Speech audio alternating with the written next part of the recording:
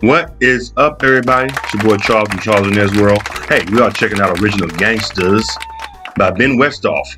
Let's go ahead and check this part out. This is the part where Snoop was getting ready to make his decision to leave Death Row. Let's check it out, guys. Hit the thumbs up button, subscribe to Charles in His World, and we'll come back with my reaction. No limit. At the press conference, Snoop stood behind Farrakhan before delivering a passionate address himself. But the Chicago summit didn't end his troubles with Death Row. He came to loggerheads with his agent and manager, Sharitha Golden, then known as Sharitha Knight. As Suge's wife, she was in a decidedly difficult position to represent Snoop. Golden declined my request for an interview for this book, but in 2016, she told S. Lee Savage, "I'm very open and honest with everybody," in regards to her management style. In 1997, Sharitha sued Snoop for $1.6 million in unpaid agent commissions. That is 20% of the $8 million he'd earned since she began working for him 4 years earlier. Snoop claimed to be blindsided. He, along with Dr. Dre, David Kenner, and Suge, sued their accounting firms, the same ones who employed Death Row's embattled accountant, Steve Cantrock. And he claimed he was unaware that signing with Death Row meant the boss's wife got $1 out of every 5 he made. He extracted a sizable settlement. But buried in Sharitha's lawsuit was the eye-raising claim that Snoop was deathly afraid for his life. The defendant presently owns and oftentimes travels in an armored van equipped with gun ports, it read, adding that Snoop was paying large sums of money to have 24-hour armed security force and maintains a large entourage to travel with him. Snoop denied this was the case, but he had cause for worry. According to an interview he later did with police, he believed Suge was responsible for Tupac's murder. He'd also surely heard the rumor that Suge ordered Biggie's head. Could Suge be coming for Snoop next? Into this uncertainty, Master P came riding in like a white knight. A son of the New Orleans Calliope Projects, the man born Percy Miller established his No Limit record label in the Bay Area before returning to Louisiana to kick off one of the most remarkable runs in hip-hop history. No Limit sold grimy, street-centric albums as fast as they could print them, and in 1998, Master P pulled off the seemingly impossible. He signed Snoop away from Death Row. It helped that Suge was behind bars and financially pinched. It also helped that Master P, a fearsome child of poverty himself, wasn't afraid of him. In Master P's recollection, the negotiations were surprisingly simple. He asked Suge how much Snoop was worth on the open market, and then offered him a little bit more. "That's it," Master P said.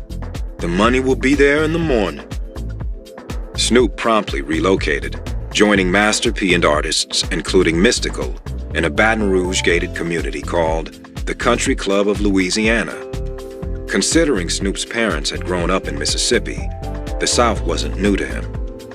Though the Country Club denied the No Limit guys memberships to use the tennis courts, Snoop was nonetheless comforted by his new surroundings, about as far from coastal animosity as he could be. Physically and psychically, Master P was willing to step up, Snoop said. "I needed that more than a record label. I needed a friend." Snoop's 3 albums with No Limit sold well, though they aren't particularly well remembered. But his Louisiana stint helped him successfully transition to the satisfying next phase of his career, reuniting with Dre on the blockbuster Chronic 2001 album and starting a label of his own, which kicked off with the appropriately named Paid the Cost to Be the Boss. Despite his relocation, Snoop's relationship with Suge continued to disintegrate. Sure, as required, Snoop denied that he lived in fear. "Never was afraid of him," he said of Suge. "I was afraid I was gonna have to kill him." Still, he had reason to believe the Death Row leader was coming for him. Suge called Snoop a government informant and made thinly veiled threats. Not long before Suge's 2001 release from prison, Death Row's website proclaimed, 2001, the year of fear. All dogs run and hide. Suge is coming home. The message was followed by a dog barking, then a gunshot. But a funny thing happened. Instead of fighting fire with fire, Snoop chose nonviolence. Having witnessed firsthand what headstrong armed devotion to your set, be it a gang, record label, or even a coast, entailed, he sought a different path. Going to be okay. Following the Farrakhan peace treaty, Ice Cube also began to reassess his priorities. Somewhere along the way, he concluded that he didn't always have to be the hardest guy in the room. During his early 20s, Cube made a habit of pissing people off. The years since have shown a full reversal. Nowadays, Cube seems to thrive off diverse friendships and business pursuits. The first time I talked with Cube, it's at the Westwood W Hotel in 2013, an interview hosted by his new sponsor, Coors Light. Like many of his film roles, his commercials for the brand trade on his tough guy persona for comedic purposes. In one, he faces off against a bottle of the Suds over who is the coldest, and ends up with a face full of frost. In person, he's polite and deferential. His bulky frame housed in all black, from his skate shoes to his Dodgers hat, he quickly commences with a beer shilling and indicates he's down to talk about whatever. We hit many topics, including his ESPN documentary on the Raiders, for which he interviewed owner Al Davis shortly before his passing. He looked great for a man that was about to die. His own work ethic. My wife would tell you when I'm not busy, I'm antsy. And why gangster rap gets a bad rap. How many serial killers listen to classical music? I never blame classical music. He talks about... Anyway, y'all, this is Original Gangsta. I'm going to cut it off here. If y'all want to hear the rest of it, it is really good, man. Check it out. It's on Audible. Wow. Yeah, I remember when... it's funny. I had just came out to LA and I remember seeing a billboard about Suge coming home. Suge is back, you know.